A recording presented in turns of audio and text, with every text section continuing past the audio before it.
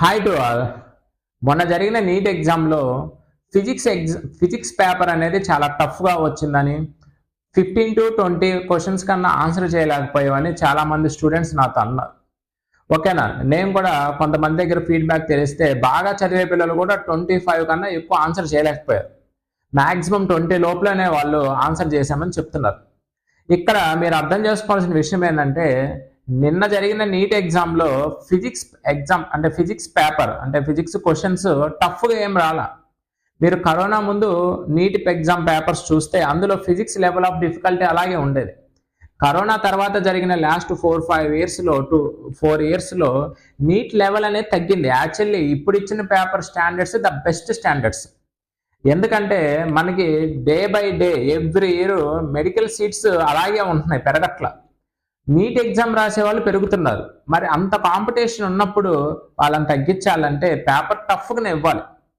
ఓకేనా, కొన్ని ఇన్స్టిట్యూషన్స్లో ఈ వీడియోలో చూసే వాళ్ళకి చాలా మందికి నేను చెప్పేది రిలేటబుల్ అవుతుంది. కొన్ని కాలేజెస్లో అయితే లేదా కొన్ని లాంగ్ టర్మ్ ఇన్స్టిట్యూషన్స్లో బోటనీ, జువాలజీ కానీ, ఫిజిక్స్ కానీ, కెమిస్ట్రీ కానీ ఎన్సీఆర్టీనే ప్రిపేర్ అయిపోండి చాలు, అది చదివితే చాలు మీరు నీట్ క్వాలిఫై అవుతారు. ఓకేనా, మీకు అందులో నుంచే వన్ లైనర్స్ కానీ ఇంపార్టెంట్ కానీ వస్తాయి, లేదా ఎన్సీఆర్టీ ప్రాబ్లమ్స్ చేస్తే చాలు అని చెప్పేసి చాలామంది డైరెక్ట్గా చెప్తున్నారు.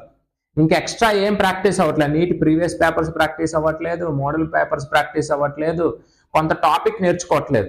ఓకేనా, బ్లైండ్గా వెళ్ళిపోతున్నారు. అది తప్పు. ఓకేనా, ప్రతి ఒక్కళ్ళు 20 మందిని 30 మందిని అడ్మిషన్స్ పెట్టుకోవడం నీట్ లాంగ్ టర్మ్ లేదా నీట్ అకాడమీ అని చెప్పేసి ఒక బోర్డు పెట్టేసి స్టార్ట్ చేస్తున్నారు. కామెడీ అయిపోయింది నీట్ ఎగ్జామ్ అంటే. ఓకేనా, సో ఇలాంటి పేపర్లు ఇచ్చినప్పుడే ఫ్యాకల్టీకి కూడా వాళ్ళలో స్టామినా ఎంత ఉంది, వాళ్ళు ఏ లెవెల్ వరకు చేయగలరని తెలుస్తుంది.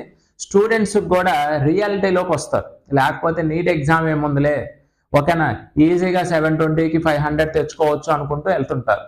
సో ఇక్కడ మీరు అర్థం చేసుకోవాల్సిన పాయింట్, నీట్ ఎగ్జామ్ పేపర్ ఇప్పుడు వచ్చిన పేపర్ ఏం టఫ్ కాదండి. యాక్చువల్లీ దాని టఫ్నెస్ అదే. కాకపోతే కరోనా తర్వాత కొన్ని పారామీటర్స్ వల్ల పిల్లల్లో కాన్ఫిడెన్స్ నింపాలనో, లేకపోతే కొంతమంది బేసిక్స్ లేకుండా వచ్చారు. 8th, 9th, 10thలో బేసిక్స్ లేకుండా ఇంటర్మీడియట్కి వచ్చారు.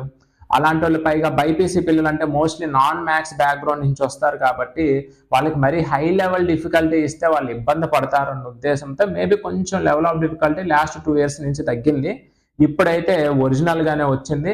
ఎప్పుడైనా గుర్తుపెట్టుకోండి, పేపర్ టఫ్నెస్ ఉన్నప్పుడు మాత్రమే బాగా చదివే పిల్లలు మంచి ర్యాంక్స్ వస్తాయి. లేదనుకోండి, మోడరేట్గా కానీ బిలో యావరేజ్గా కానీ ఒక ప్రాబ్లం ఇస్తే నిన్న మొన్న నీట్ ప్రిపరేషన్ చేసినోడు కూడా అది సాల్వ్ చేస్తారు కదా. అర్థమవుతుంది ఏం చెప్తున్నాను. చాలామంది ఐపీ ఎగ్జామ్స్ అయిపోయిన తర్వాత నీట్కి ప్రిపేర్ అయ్యే వాళ్ళు ఉన్నారు. ఓకేనా, ఇక్కడ మీరు ఒక పాయింట్ అర్థం చేసుకోండి, పేపర్ టఫ్గా ఇచ్చినప్పుడు మాత్రమే సిన్సియర్గా ఎప్పటి నుంచో అంటే ఇంటర్మీడియట్ ఫస్ట్ డే నుంచే బాగా చదివే పిల్లలకి మాత్రమే మంచి ర్యాంక్స్ వస్తాయి. ఈజీగా ఇస్తే నువ్వు ఆన్సర్ చేస్తారు, వాళ్ళు ఆన్సర్ చేస్తారు. సో పెద్ద తేడా ఉండదు. నాకు తెలిసి అది మంచి పేపరే. ఐ హోప్ అందరు బాగానే రాశారు అనుకుంటున్నాను. ఇక మన ప్రాబ్లంకి వద్దాము. ఇది కూలుమ్స్ లా మీద ఉన్న one of the most important problem. Already previous క్లాస్లో నేను మీకు ఇంపార్టెంట్ ఫార్ములాస్ చెప్పాను. ఈ ఒక్క ప్రాబ్లం సాల్వ్ చేసి మనం నెక్స్ట్ టాపిక్ వెళ్దాము.